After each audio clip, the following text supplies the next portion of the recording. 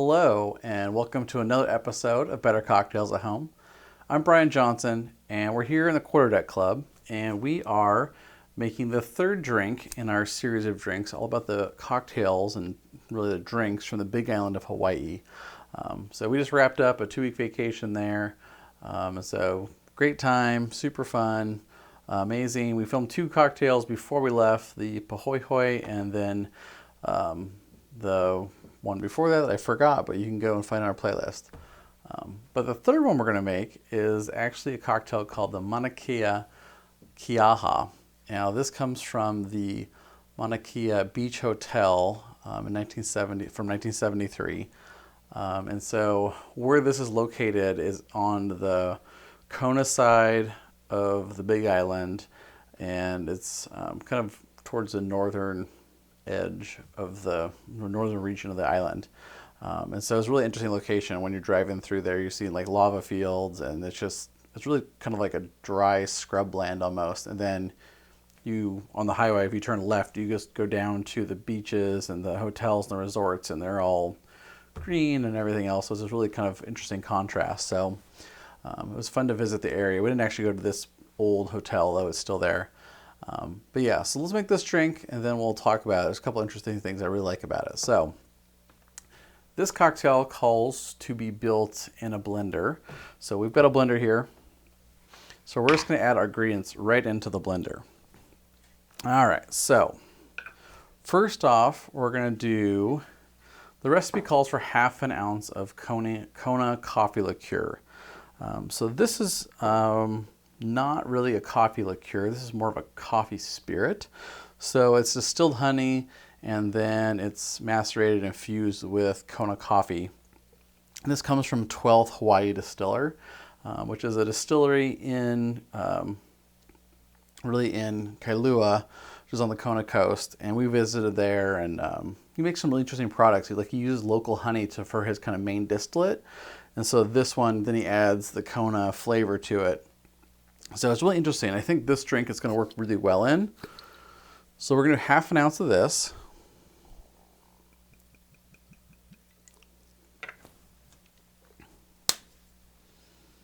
And we're going to add that to our blender. Next up, we have coconut cream.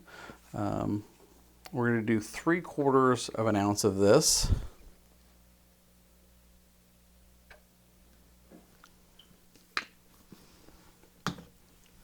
And add that in. It's always a really pain to get out of your jigger. Coconut cream is nice and viscous. Do our best though. And then next up, it calls for coconut milk. So this is something usually you mostly cook with. It's really readily available, but you'll see it in like curries a lot, that kind of stuff. We're gonna do 1 ounce of coconut milk.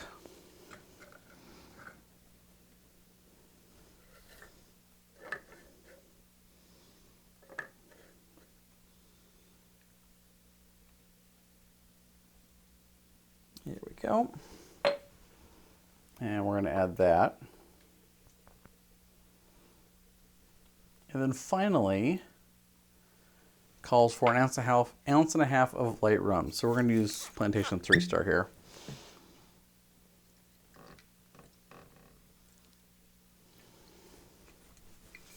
All right, now we're going to add that in. So the next part is we're going to add our ice. So it calls for 8 ounces of crushed ice. And this is actually fairly important to use kind of a crushed ice before it goes in the blender, because you put in big cubes in here, it's just going to not come out the consistency that you're going to want, which is really fine. So this one is exactly 8 ounces. I measured it out. So we're going to add this in.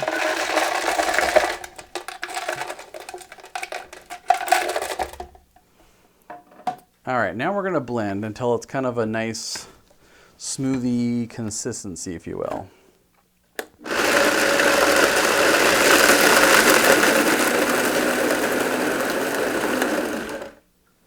And you don't need that was probably 4 seconds or so. 4 or 5 seconds is really all it takes. Doesn't take much. Now for serving this cocktail, old recipe calls for either a coconut mug if you have one, or like a pilsner glass. So I'm kind of using this style of glass.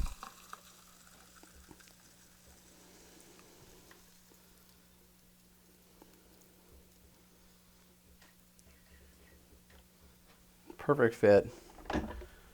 I've never actually poured this drink into this glass, and look how beautiful it worked.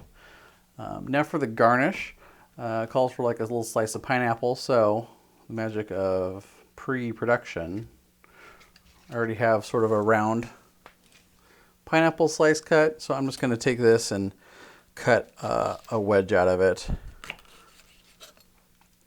And then this, you're going to want to like kind of cut another wedge in it to actually get it to sit on the rim, or else it's just not going to sit very well and it's going to get all over. It also calls for some mint. So mint's good to slap it just to kind of get some of those aromatics going. You can smell it really well and then stuff it in. But that is the Mauna Kea Kiaha. So let's try it and see how it is.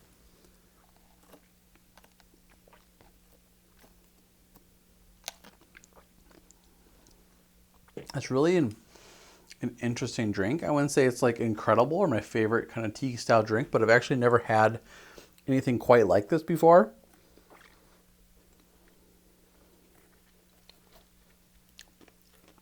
It's very, you get coconut and coffee. Like the rum really takes a complete back seat. I think if you use maybe a different kind of rum, it could really kind of change the drink quite a bit.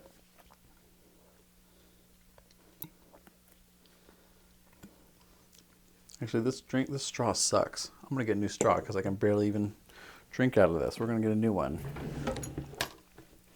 Let's see, what do I have in my thing of straws? All right, let's go with this guy. Not the best straw. It's actually kind of a straw for stuff, but at least it's gonna work.